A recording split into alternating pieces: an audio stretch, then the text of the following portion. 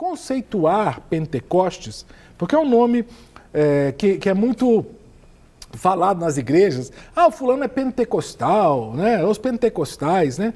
Mas assim, Pentecostes é uma festa, né, Charles? É uma festa e quando ela começou, era a festa da colheita no Antigo Testamento, né?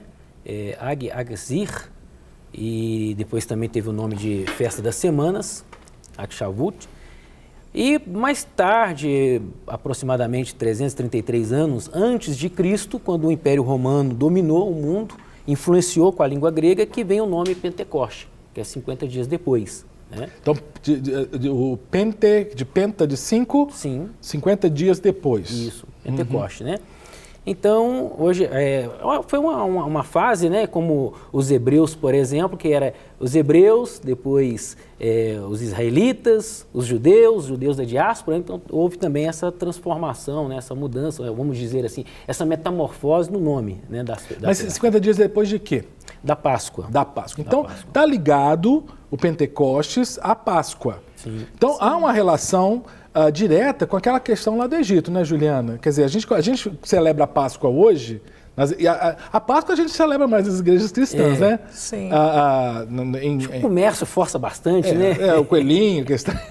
né? Pentecostes, normalmente muitas igrejas não celebram, né, Juliana, Pentecostes, né? Não, a festa de Pentecostes, como o pastor já descreveu aí muito bem, né, anteriormente os judeus celebravam ela sempre lembrando aquele fato da colheita, era uma festa de celebração realmente pela colheita, de gratidão, né, e depois, já no Novo Testamento já tem uma conotação, né, de 50 dias depois, como já foi falado do pastor, e as igrejas cristãs assim, não celebram, porque no calendário judaico era uma das 3 principais festas. Você tinha a festa de tabernáculos, a festa de Pentecostes e também a Páscoa. Mas hoje, né, ela já não tem assim, na igreja cristã essa importância tão grande. Né? Não é um marco, né? Não, poucas igrejas, sobretudo as evangélicas, que têm, por exemplo, esse final de semana vai celebrar Pentecostes. Né? Uhum. Agora, está ligado diretamente, então, à Páscoa, né? Pesar, quer dizer, saída. Né? Então, eu não tenho jeito de pensar no Pentecostes sem lembrar da Páscoa. Sim. Não é isso? Não, é uma coisa subsequente à outra. Então, vamos lembrar, Jesus, quando... ele morreu na Páscoa, não foi? Sim. Na época dos judeus, lá em Jerusalém, estavam celebrando a Páscoa. E isso tem tudo a ver com o fato de ele dizer que era Cordeiro de Deus. Cordeiro. É por aí. Isso. Então a ceia era aquele negócio e tudo mais. Aí 50 dias depois da morte e ressurreição dele, é que acontece que lá em Jerusalém estavam celebrando a festa de Pentecostes. Sim, é isso? Isso. E 50 dias depois aconteceu alguma coisa... A festa dos tabernáculos, sim, né, das cabanas. Sim, e aconteceu alguma coisa muito importante 50 dias depois da morte e ressurreição de Cristo. Sim, aí já no Novo Testamento. Né? Isso, estou falando do Novo Testamento. Sim. Agora, pensar na Páscoa e 50 dias depois é pensar na questão da saída do povo do Egito. Aquela ideia... Né, de que Deus queria que o povo fosse livre, né, e mandou que Moisés avisasse ao povo, olha, passa o sangue do cordeiro, foi isso, não foi? Isso, nos umbrais das casas. E que o sangue simbolizaria?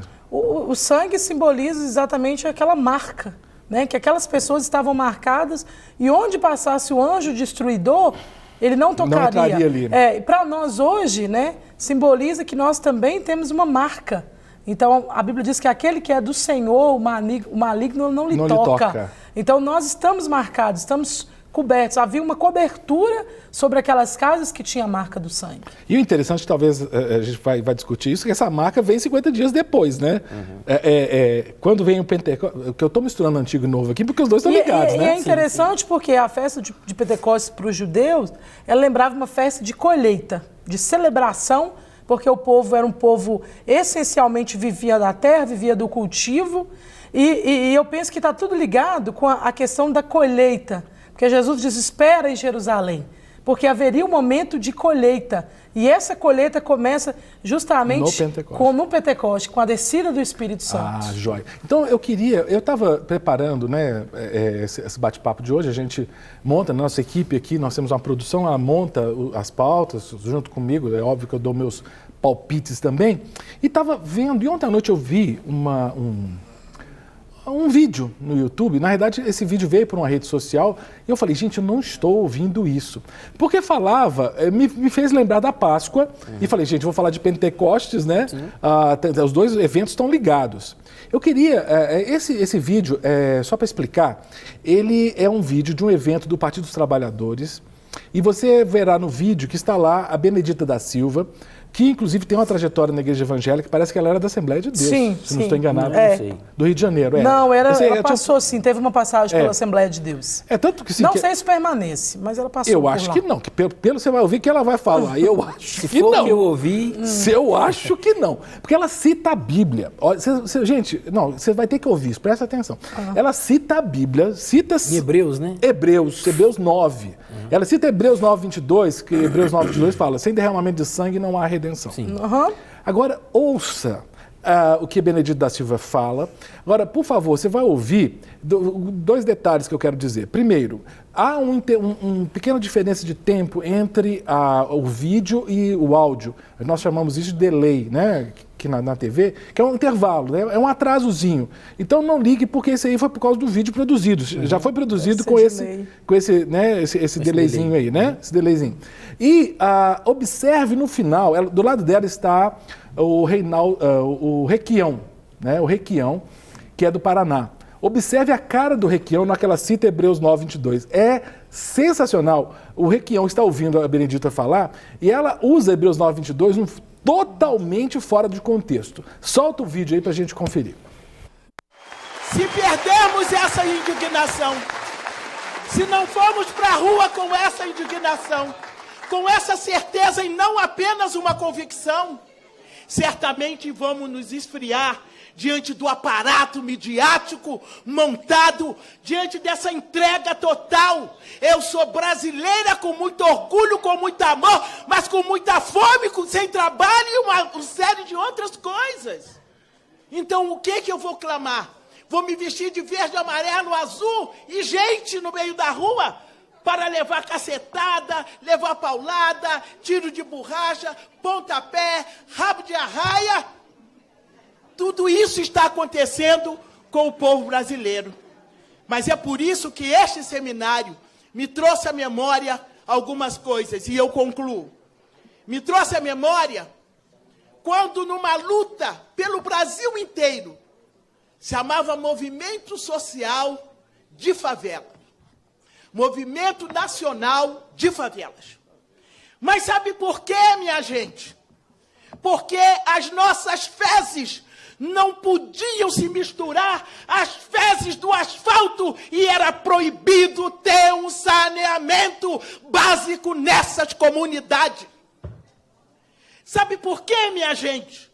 Que mulheres de mais de 30, 40 anos de casa como doméstica trabalhavam sem carteira assinada, sem nada? Pois é isso que está proposto nesse golpe. E ele não pode esperar grandes elaborações, grandes formulações. Quem sabe faz a hora e faz a luta. A gente sabe disso. E a minha Bíblia está escrito que sem derramamento de sangue não haverá redenção. Vou à luta e vamos à luta com qualquer que seja as nossas armas. Sensacional. Sem derramamento de sangue. Sem derramamento de sangue não há redenção. Pois é, o movimento da esquerda teve uma influência muito grande da teologia da libertação, né? E a teologia da libertação, embora tenha começado pelo protestantismo, Rubem Alves, depois ele foi, de certa forma, ele publicou o seu livro com outro título para debater o assunto com outro teólogo alemão, mas aí começa a teologia da libertação no Brasil, pegando esse viés, né, da libertação do povo e tal, que é muito bonito. É muito interessante, libertação e tal, só que vai por um caminho como desse tipo de caminho aí, extremista, né? Já levando as pessoas para um... Luta armada é o que a esquerda defende. Não estou falando aqui nada que quem é de esquerda mesmo, que lê Marx, lê Manifesto Comunista, sabe. Porque também é uma grande maldade. O pessoal não ensina direito, ensina só para fazer a cabeça. Se pega o Manifesto Comunista, diz o seguinte: a burguesia só vai cair pela violência. Tem que derramar sangue da burguesia, essa burguesia corrompida. A tese da esquerda é essa. Então, o que ela está falando lá, ela tira o texto de Hebreus 9 de contexto, porque quando fala lá que sem derramamento de sangue não há redenção, está falando do sangue do Cordeiro de Deus, está falando de Jesus Cristo. Redenção dos nossos pecados. E ela transforma isso no sangue, na guerra, na luta de classes, literalmente, na violência. Me desculpa, olha, esse pessoal é craque em torcer a verdade. E eu fico pensando, a Bíblia dela está escrito mesmo, ela precisa voltar a ler a Bíblia. Porque realmente o negócio está feio. Está precisando de uma aula de hermenêutica, né? Exatamente. Precisa estudar hermenêutica. Agora, esse derramamento de sangue, o que aconteceu? Houve o derramamento de sangue na história da humanidade, e João Batista falava: eis o Cordeiro de Deus que tira o pecado do mundo. Esse Cordeiro de Deus, Jesus Cristo, na cruz do Calvário, derramou o sangue dele. Para perdão de todas as pessoas. E um pouquinho antes de morrer na cruz, Jesus falou o seguinte: olha, eu vou, mas eu vou enviar o Consolador. Então vocês têm que esperar, foi o que você falou, né, Juliana? Espera até que do alto vocês sejam revestidos de poder. E esse revestimento de poder, quando veio o Consolador, ocorreu exatamente nessa tal dessa festa aí dos 50 dias. 50, né? 50. Pentecostes. O que aconteceu nessa festa? Me expliquem o que era a festa. Estavam lá em Jerusalém, e o que aconteceu nessa festa? Estavam reunidos pessoas de várias nações, porque nessa festa de Pentecoste, que era inicialmente a festa da colheita, né, tinha participação também de estrangeiros, pessoas Mas eram necessitadas. Judeus? Não, tinha pessoas pessoas de outras nacionalidades, não tinha pessoas de várias nacionalidades. Isso já era de praxe na festa. E naquele dia estava lá como existiam sempre, pessoas né? também que eram convertidos ao judaísmo, né, que de várias nações, e eles vinham, os prosélitos estavam lá em Jerusalém, então eles vinham. Geralmente quem vinha ou era prosélito ou era simpatizante. Então vinha para participar, para celebrar junto. Era uma festa linda. Era uma das 3 principais do calendário do ano judaico. Então estava o pessoal lá na festa, e eu imagino os discípulos, os apóstolos, os discípulos, eles estavam... Eu fico pensando, gente, eles tinham visto Jesus, né? Eles tinham passado por aquele trauma da morte, a dor da perda, mas tinham passado também pela alegria da ressurreição. Ficaram com ele alguns dias. E aí ele foi viram pro ele céu, ascender aos céus. Mas aí não foi imediato, né, o negócio. Ele foi pro céu, imediatamente não veio o Espírito Santo. Não. Eles tiveram que aguardar. Eu imagino a expectativa que eles estavam. Em Atos 1:8, eles questionam Jesus, né? Começam a perguntar para Jesus. Jesus fala em Atos 1:8, olha, vocês ficam por aqui até que venha sobre vocês o Espírito Santo e vocês serão minhas testemunhas, tanto em Jerusalém, Samaria, até os confins da terra. Fica até imaginando que quando falou Samaria, deve ter feito um bico grande. Pro samaritano, não. Eles não gostavam de samaritano. Pastor, né? Eu amo esse texto quando eles perguntam: Senhor, é nesse tempo que o Senhor vai restaurar o reino a Israel? Havia uma expectativa política, terrena. Será que agora que nós vamos sair dessa opressão romana? Será? Como a gente, meu Deus, quando é que esse país vai mudar? Quando é que esse país vai ser melhor, mais justo? E Jesus fala para eles: olha, não vos compete saber as estações que o Pai estabeleceu pelo seu próprio poder. Então Jesus está dizendo: olha, deixa isso, tem algo mais importante que eu vou trazer. E a prioridade eu vou enviar ele. Eu acho fantástico esse texto, lindo.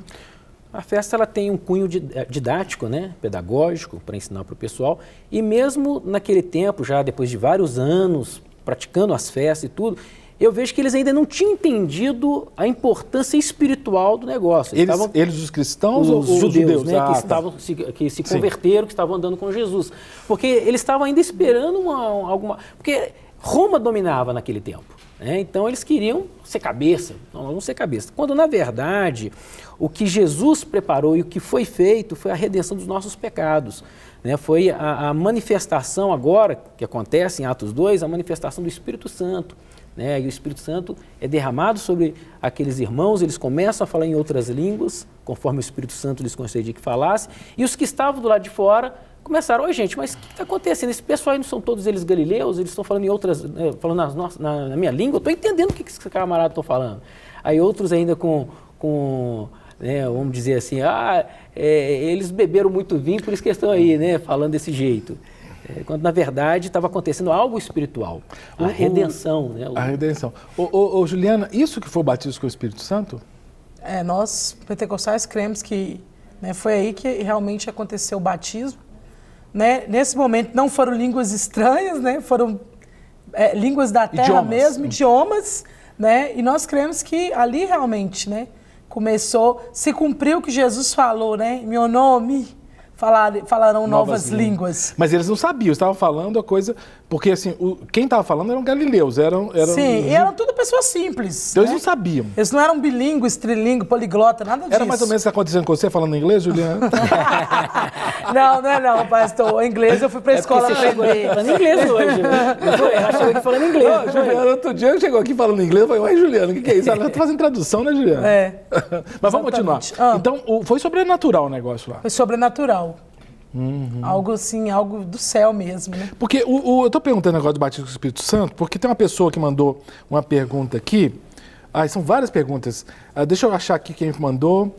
A Jéssica Menezes, de Betim, ela mandou para o nosso WhatsApp, 984029756, o 31 é o código de área, 31 984029756. Ela pergunta, o que é o batismo no Espírito Santo? A Jéssica pergunta. Vocês dois podem responder. Jéssica, é um revestimento, né, de poder, né, que vem realmente, a própria palavra diz revestir, né, como se fosse uma roupa, e você reveste para você ter mais ousadia, intrepidez, para pregar o Evangelho. Esse é o grande propósito do batismo com o Espírito Santo, compartilhar as boas novas de salvação, ser testemunha realmente do Senhor. A Juliana, que também é aqui de pertinho de Belo Horizonte, a Jéssica é de... deixa eu ver onde que é a Jéssica, de Betim, uma cidade linda, meu irmão mora em Betim, né, tem família em Betim, e a Juliana, que mora em Contagem, sou xará, Juliana, não é? Juliana de Contagem, ela pergunta o seguinte, línguas inventadas, ela coloca inventadas entre aspas, vocês vão responder depois do intervalo, ouçam a pergunta da Juliana para vocês responderem depois do intervalo. Línguas inventadas ou idiomas estrangeiros, o que aconteceu no Pentecostes? É o mesmo que acontece em várias igrejas hoje em dia? Ela está perguntando o seguinte, se eu estiver errado, você manda outra mensagem, tá, Juliana? Mas eu estou entendendo é o seguinte, o que aconteceu lá em Pentecostes foi o que acontece nas igrejas hoje, o pessoal fala que é língua de anjos, é uma junção de fonemas desconexos, que é como se fosse uma língua sobrenatural, ou foram idiomas? A Juliana já começou a responder, a nossa Juliana aqui já começou a responder isso antes, mas vamos discutir um pouquinho depois do intervalo. Já voltamos, ok? Vamos e voltamos com o nosso bate-papo. Estamos de volta com o nosso bate-papo hoje, recebendo aqui o pastor Charles e a Juliana, missionária da Assembleia de Deus. Ela está aqui, ela pegou você olhando no smartphone, viu, Juliana? A câmera te flagrou olhando no smartphone. Juliana é a mulher das redes sociais. Ela é WhatsApp, Facebook, até Orkut ela tem ainda. Tem não. Não tem porque acabou. Se tivesse, você tinha. E nós recebemos a mensagem da outra Juliana lá de Contagem, trouxe uma pergunta muito legal sobre a questão do fenômeno lá de Atos 2, né, da festa de Pentecostes, porque diz que desceram línguas como de fogo, som estrondoso, e o pessoal que estava lá, os que tinham conhecido Jesus, os discípulos, começaram a falar e falar línguas, e as pessoas entendiam nos seus próprios idiomas. A pergunta, Juliana, essa aí era aquela língua que a gente ouve nas igrejas hoje, ela está falando? Né? Aquelas junções de palavras que parece que não existem no idioma aqui, sei lá, inglês, espanhol, polonês, ou era uma língua, um idioma, ou era uma língua angelical? Naquela conjuntura, era línguas, idiomas da terra. O texto é muito claro, né? Não há confusão alguma. Lá diz que cada um ouvia em sua própria língua. A pessoa era da Arábia, ouvia em árabe, falava inglês, ouvia em inglês. Né? Agora, hoje também, há sinais, há testemunhos de pessoas assim que chegaram num lugar, o Senhor precisou usar ele não sabia falar a língua e Deus usou ele na língua. Né? Então, há também, porque o nosso Deus é o mesmo que operou no passado e opera hoje. Mas essas línguas que você vê na maioria, né, já são aquela língua que Paulo fala, né, que não fala a Deus. A Bíblia nunca diz... Não fala a homens, fala não Deus. Fala, mas fala a Deus. A Bíblia diz que ela não fala de língua de anjos. Não sei aonde que eles arrumaram esse Não negócio. é que é 1 Coríntios 13, não? Mas aí o apóstolo diz assim, ainda que eu falasse, ele está fazendo tanta suposição, ainda que eu desse o meu corpo para ser queimado vivo, ainda que eu falasse a língua dos anjos, ou conhecesse todas as línguas da terra, se eu não tivesse amor, de nada seria. Ele não diz que ele fala a língua de anjo. Pastor Charles, vamos fazer um Pentecostes, primeiro século e hoje. Né? Que língua era aquela e hoje? Que língua que está acontecendo nas igrejas? Lá na época de Jesus, aquela língua? Então, era de outros idiomas, como ela está dizendo, mas uma coisa eu gostaria que sim, que ficasse claro, que as pessoas elas não necessariamente têm que ser batizadas com o Espírito Santo para ser salvo. Acredito que aqueles discípulos já eram salvos, já tinham recebido Jesus como Salvador, mas Jesus falou, olha, vocês fiquem aqui até que recebam, né, o Espírito Santo. Então eles receberam o Espírito Santo e falaram em outras línguas. Isso ainda acontece hoje.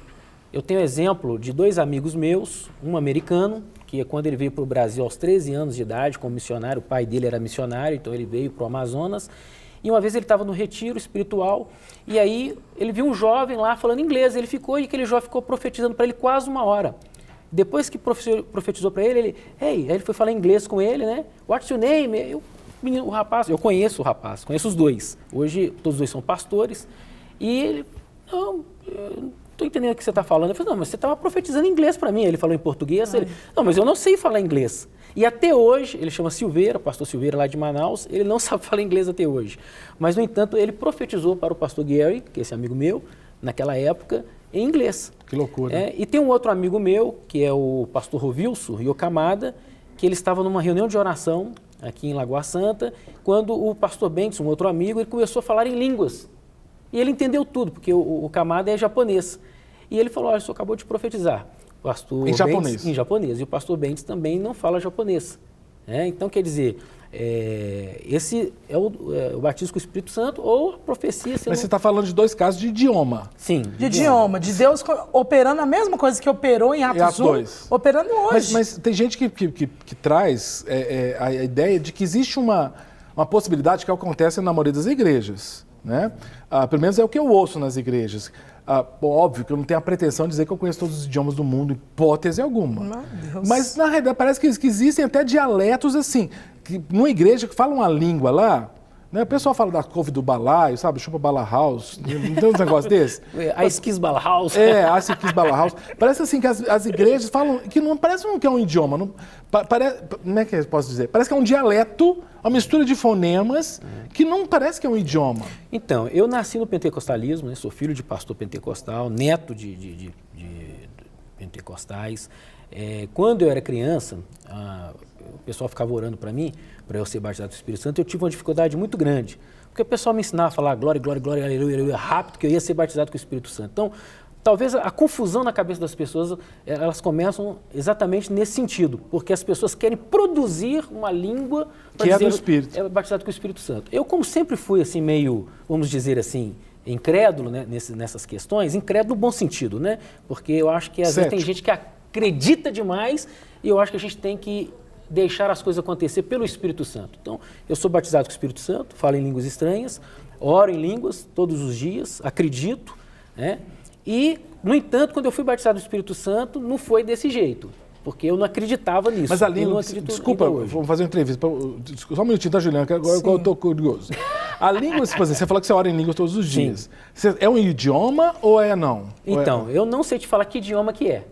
Eu sei que eu fui batizado com o Espírito Santo e eu falo em língua. Não sei se é um idioma terreno ou se é uma língua estranha mesmo, assim, né, espiritual. Sei que eu falo em línguas estranhas e acredito nisso, que ao orar em línguas, eu estou orando em mistério, o meu espírito ora direto com Deus. A mente fica infrutífera. Fica infrutífera. Tanto é que o apóstolo Paulo vai dizer, se você vai orar em língua, ora entre você mesmo. Se você vai falar, pra que você fazer na frente dos outros? Fale, né, com a oração de entendimento. Então, o que eu farei, pois? Orarei no entendimento, orarei no espírito. Quando ele fala em orar em espírito, é orar em línguas estranhas. Então, acredito nisso, que é uma oração poderosa quando a gente fala em línguas estranhas, que a gente está se edificando, né? O espírito ligado. Você crê mais ou menos parecido, né, Juliana? Creio. Eu faço do pastor as minhas palavras. Orar em espírito é uma comunicação entre você e Deus. E a comunicação perfeita, né, do espírito. Eu creio Creio como o pastor crê. Olha, tem muita gente perguntando nessa linha aqui. Por exemplo, o Maurílio, que é lá do Paraná, um grande abraço a todos os queridos do Paraná. Ele pergunta, o batismo do Espírito Santo é só línguas ou também é fruto do Espírito, conforme a Bíblia diz? Bom, é o seguinte, existem algumas pessoas que acreditam que não precisa falar em línguas estranhas para ser batizado com o Espírito Santo. Outras pessoas vão dizer que a evidência do batismo com o Espírito Santo são línguas estranhas. Eu penso o seguinte, que a primeira evidência são as línguas estranhas. Por quê? Porque aquele que é batizado com o Espírito Santo, ele vai ter outros dons espirituais. Agora, algumas pessoas vão fazer uma crítica, não, mas isso não pode ser uma doutrina porque o livro de Atos, somente o livro de Atos que vai falar sobre isso, é uma narrativa. É histórico. Mas vem cá, 70% da Bíblia é narrativa. Então nós vamos ter muitos problemas com essa questão aí. As pessoas que acreditam que pode ser batizado com o Espírito Santo e não precisa falar em línguas, entram em conjecturanças, fica conjecturando, porque na Bíblia também não tem como afirmar isso. Então eu prefiro ficar com a narrativa, né? Crendo que a primeira evidência é o falar em línguas estranhas. Por quê? Quando eles foram batizados, falavam em línguas estranhas, conforme o Espírito Santo lhes concedia que falasse. E quando não fala que eles falaram em línguas estranhas, fala, olha, eles foram batizados e mostra que teve alguma coisa que evidenciou. Entende? Então, se fosse uma coscazinha na barriga, então não ia evidenciar tanto, mas houve alguma coisa. Então, dá a entender, aí eu prefiro ficar com a narrativa do que conjecturar. Eu tenho essa dificuldade, confesso que existem muitos teólogos, bons teólogos que afirmam isso, que eu respeito, sim, mas eu tenho dificuldade de ficar na conjecturância. Eu penso que a maior evidência não é as línguas estranhas.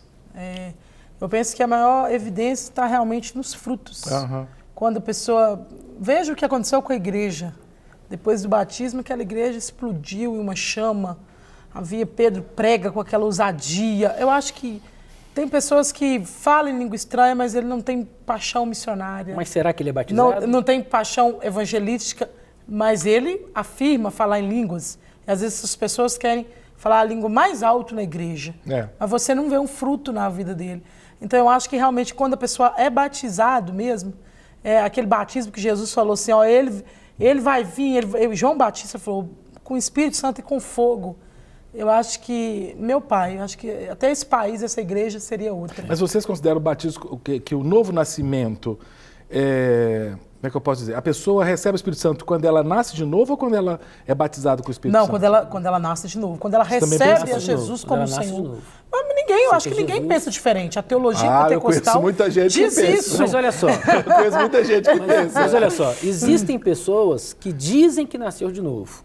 Existem pessoas que dizem que ser batizado do Espírito Santo e falam em línguas estranhas. Sim. Então, não necessariamente alguém que fala em línguas estranhas, sim, ela é batizada no Espírito Santo. Já vim demoniado falando em línguas. Agora, na Bíblia, o que a gente vai ver na Bíblia, é que aquelas pessoas eram batizadas com o Espírito Santo e falavam em línguas estranhas conforme o Espírito Santo lhes concedia que falassem. Então, aqueles que verdadeiramente são batizados com o Espírito Santo são revestidos de poder para evangelizar, para fazer a grande colheita que foi o que aconteceu. Depois foram se multiplicando o número de pessoas que foram sendo salvas. Então isso é importante ficar claro, porque não necessariamente um tanto de gente fica falando em línguas estranhas são batizados com o Espírito Santo. Inclusive no Espiritismo, com todo respeito aos espíritas, lá no Espiritismo fala em línguas estranhas. Também fala. Juliana, o Alisson, ele é da Assembleia de Deus, deixa eu ver se ele é da Assembleia. Ele é de Itabirito, Minas Gerais. Ele fala assim, meu nome é o Alisson, eu queria saber o que é preciso fazer para ser batizado pelo Espírito Santo. Eu sou da Assembleia e parabenizo, deixo meus parabéns para vocês e nessa obra abençoada. Vocês da Rede Super vêm para fazer diferença e nos ensinam muito. O Alisson, brigadão. Deixo com a Juliana, que é da Assembleia também. O que ele faz para ser batizado com o Espírito Santo, Juliana? Pray, ore. A outra está gastando o inglês dela todo aqui agora. Eu vou ter que apertar a tecla SAP, que ela está falando em línguas. Foi só para mexer com... Já que o assunto é línguas, né? Ore, busque ao Senhor. Eu fui batizada com o Espírito Santo, eu era uma adolescente, eu tinha 14 anos. Os irmãos da Assembleia de Deus em Belo Horizonte vão se lembrar, nós tínhamos uma vigília todo primeiro sábado do mês, ali no Templo Central, na Rua São Paulo. E naquele tempo, que hoje as vigílias, é só louvorzão. O povo canta a noite toda. Canta e pula a noite toda, mas oração mesmo, nada. Mas naquele tempo a gente tinha oração. Era assim, a gente tinha a palavra lá, um período de louvor, mas o período maior era oração. E aquela oração mesmo, todo mundo contrito, de joelho e o pau quebrava. Isso não dá muito ibope hoje, não. Não, né? infelizmente. Mas, e eu lembro que eu ia toda vigília e eu orava, ai Senhor, eu quero muito ser batizada. E eu fui muito bem instruída, eu tive pastores assim maravilhosos. E eles sempre falavam, fale com Deus porque você quer ser batizado. Uhum. O batismo não é para você rodar, para você pular, para você mostrar que você fala. Senhor, eu quero ser batizado com o Espírito Santo porque eu quero ter mais ousadia, eu quero fazer sua obra. Né? E eu pedi ao Senhor assim, eu sabia exatamente o que era. Às vezes hoje as pessoas não sabem, eles não são instruídos. E eu sabia exatamente por que eu queria ser batizado. E eu acredito que hoje eu estou aqui, né, por causa disso, lá de trás. Olha que bênção. Né? E o Senhor não me batizou nas vigílias, mas eu ia. Aí um outro sábado eu ia para a vigília, eu orava a noite toda. Aí terminava a vigília, eu ficava triste porque nada tinha acontecido. E aí num domingo, de escola dominical, olha como Deus trabalha. A gente tinha um trabalho, nosso dirigente, na época, né, o presbítero José Ventura, nosso dirigente, e todo fim de trimestre, quem é da Assembleia de Deus sabe que a gente tem a escola dominical, e nós trabalhamos com uma revista trimestral. E ao final do trimestre, o nosso dirigente fazia um culto de celebração, de gratidão, né, porque afinal de contas era 3 meses estudando um assunto, e a gente fazia um trabalho o dia todo na igreja. E aí pela manhã, Jesus me batizou. Na escola dominical? Na escola dominical. Então, quando eu não esperava, e Deus usou um irmão, né, que já partiu para o Senhor, e ele falou comigo assim, Juliano, Senhor Deus manda te falar, que hoje ele vai te dar um presente. Ô, louco! E aí eu não imaginava que presente que era. Ele falou, hoje o Senhor vai te dar um presente. E aí, numa oração assim simples, Jesus me batizou. Eu já sentia a presença de Deus, mas como naquele dia, nunca mais. Ô pastor Charles, o que a Juliana está falando interessante, que você comentou aqui, que eu já vi até igreja, falar de igreja, que tem curso para orar em línguas. Eu tenho dificuldade com isso. Eu te contar a minha experiência, por exemplo. Né? Como todo jovem na minha época, eu também busquei, né, batismo com o Espírito Santo e tudo. E eu fiz, era jejum, era oração. Eu li aqueles livros pentecostais, mas eu li tudo, né? E eu lembro que eu era o remanescente lá, infiel, porque o único que não tinha orado em línguas era eu. Eu lembro que teve um dia lá, depois que aí, reuniu o grupo todo de jovens em cima de mim lá, e eu abaixado, e falando, fala em línguas, puxa uma palavra da sua cabeça. E eu ficava, gente, não tem palavra na minha cabeça. Não, mas aí começou, fala glória rápido, começa... Aí teve um irmão... de trás pra frente. Aí teve um irmão que chegou assim pra mim, não, fala alguma coisa. Eu falei assim, gente, mas não tem nada. Fala chuchu. Aí eu olhei pra cima e falei, não. Aí chuchu também não. Pô, eu entendo, olha só, vocês dois citaram, é óbvio que é uma experiência pessoal de cada um de vocês, mas parece que o Espírito Santo deu na hora que ele quis, não foi na hora que não, vocês foi na hora queriam, que ele quis, tanto que eu voltava triste das vigílias porque nada acontecia. Mas no dia que ele quis, na soberana vontade dele, uma manhã. Então esse negócio de curso para orar em línguas, eu acho que não tem base bíblica. Não, nenhuma. E a igreja está entrando em muitas furadas, viu?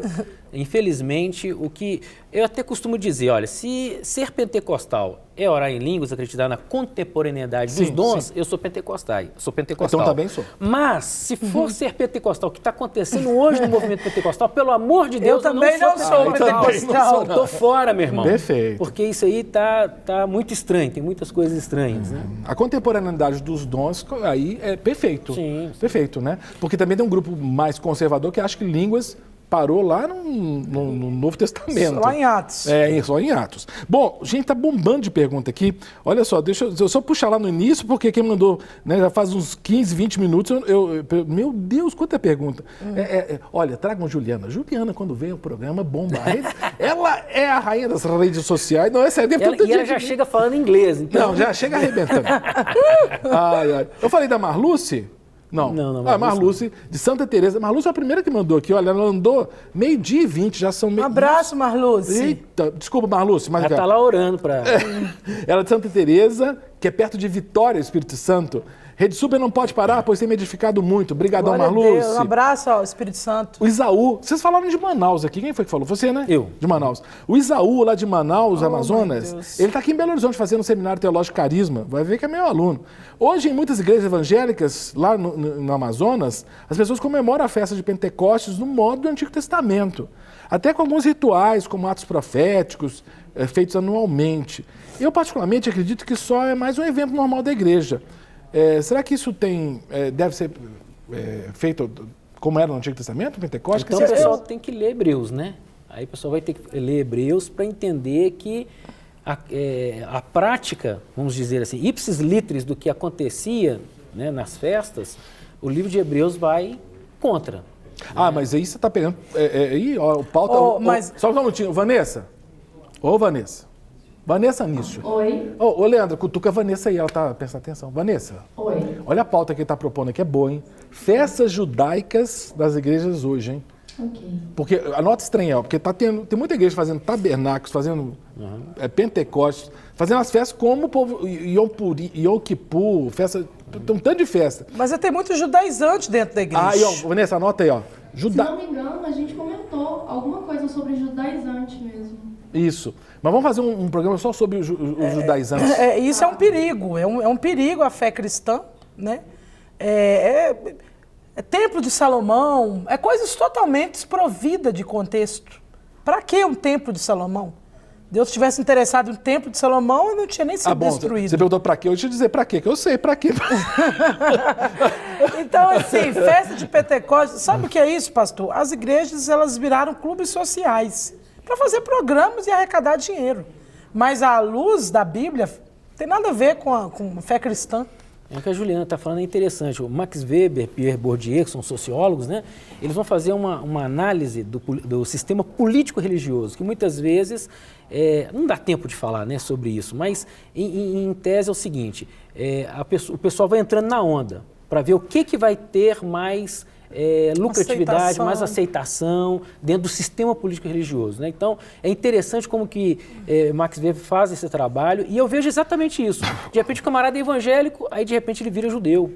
O cara era tradicional, histórico, vira um pentecostal. Mas por que ele vira um pentecostal? Porque é o que está, não é porque está sendo movido, né, pelo Espírito Santo. Então, eu costumo dizer o seguinte, que tudo tem que acontecer de acordo com a direção do Espírito Santo. Né? E a gente sempre estar atento na Bíblia, na palavra. Então, Hebreus, por exemplo, ele vai condenar esse tipo de prática, né? Quando a gente estuda o livro de Hebreus. Acho que é uma temática interessante para trazer para o programa. Ô, Vanessa, nós vamos fazer então, tá, Vanessa? Beleza? Ok. As festas judaicas, discutir isso aqui. Ele citou de Hebreus. Hebreus foi o livro que a dona Benedita da Silva citou, completamente fora de contexto, falando que sem derramamento de sangue a redenção, ela está querendo defender luta armada.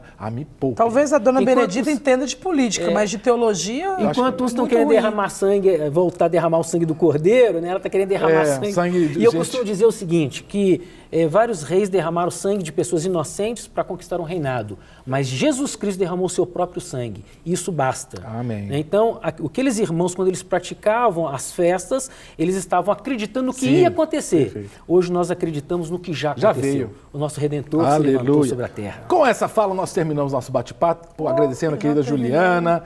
Pastor Charles, obrigado, querido. Foi um prazer conhecê-lo. Juliana já conhece há muito tempo, né? É minha parceiraça aqui nos bate-papos. Espero que o pastor Charles possa voltar e espero que você continue nos assistindo. Amanhã nós temos outra programação, mas muito boa, como sempre, aqui na Rede Super. E na segunda, a gente volta 12h15 com mais um tema legal aqui no bate-papo. Que o Senhor te abençoe, te guarde e até lá. Para receber todas as novidades do canal, inscreva-se. E se curtir o vídeo, clique em gostei. Aproveite para acompanhar a Rede Super nas redes sociais.